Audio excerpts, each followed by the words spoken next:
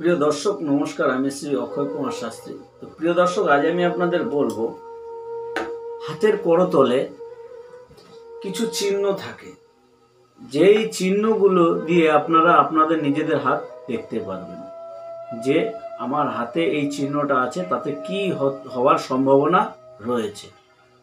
তো পাশে চিত্র দেওয়া আছে, এই চিত্রের ছবিতে আমি মার্কিং করে দিয়েছি এবং নাম্বার দেওয়া আছে, সেই নাম্বার হিসাবে আপনারা প্রত্যেকটা মিলিয়ে নেবেন।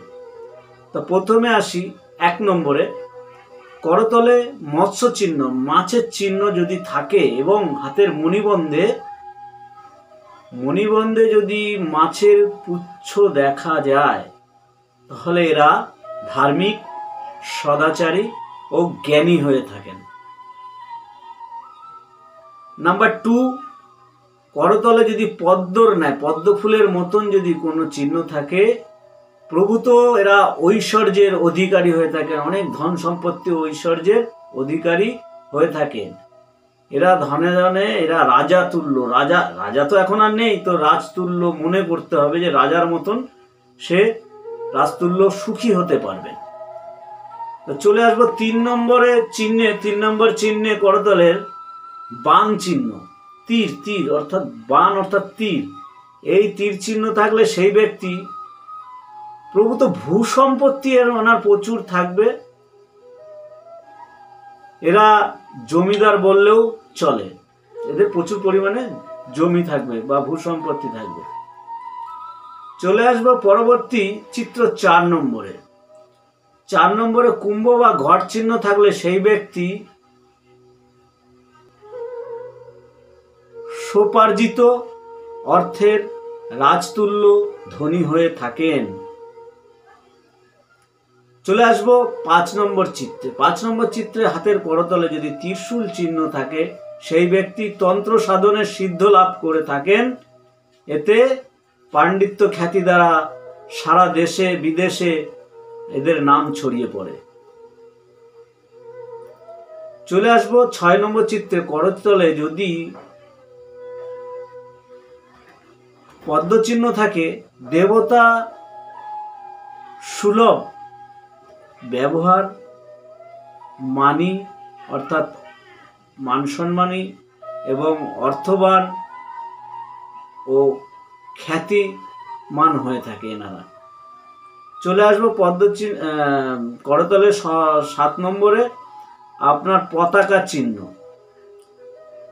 সেই যে হাতে পতাকা চিহ্ন থাকবে করতলে, সেই ব্যক্তি অগাধ পাণ্ডিত্য লাভ করে থাকেন। সেই সঙ্গে যদি স্বস্তিকা চিহ্ন থাকে, তবে সেই ব্যক্তি রাজতুল্য ঐশ্বর্যবান হয়ে থাকেন। চলে আসবো 8 নম্বর চিত্রে, করতলে চক্র চিহ্ন থাকে যদি, সেই ব্যক্তি জীবনে কোনোদিন অর্থকষ্ট এদের হয় না। চলে আসবো 9 নম্বর চিত্রে, করতলের গৃহ চিহ্ন থাকলে, গৃহ চিহ্ন বা ঘর চিহ্ন থাকলে, সেই ব্যক্তি প্রভূত ভূসম্পত্তির অধিকারী হয়ে থাকে। চলে আসবো 10 নম্বর চিত্রে, করতলের প্যাগোডা চিহ্ন থাকলে সেই ব্যক্তি স্বাস্থ্যজ্ঞান, ধর্মপরায়ণ ও সুখী হয়ে থাকেন। চলে আসবো 11 নম্বর চিত্রে, করতলে যে 11 নম্বর চিহ্ন স্বস্তিক চিহ্ন থাকলে প্রভূত অর্থ লাভ হয়, এরা হঠাৎ অর্থ প্রাপ্তি হয়ে থাকে এদের মধ্যে। 12 নম্বর চিত্রে আসবো, করতলে যদি পুষ্প চিহ্ন অর্থাৎ ফুলের চিহ্ন থাকে, সেই ব্যক্তি দৈব বলে বলীয়ান হয়ে থাকেন। দৈব বল মানে ঈশ্বরের করুণায় বা ঈশ্বরের দয়ায় এরা বলবানীয় হয়ে থাকেন। তো প্রিয় দর্শক, এই পর্যন্ত। পরবর্তী ভিডিও পেতে আমার চ্যানেলটিকে সাবস্ক্রাইব করবেন। যদি ভিডিও ভালো লাগে লাইক, কমেন্ট এবং শেয়ার করবেন। ধন্যবাদ আপনাদের সকলকে। এর পরবর্তীতে আরো অনেক চিহ্নের কথা বলবো, চ্যানেলটিকে দয়া করে সাবস্ক্রাইব করে যাবেন এবং ভিডিওটা ভালো লাগলে শেয়ার করবেন।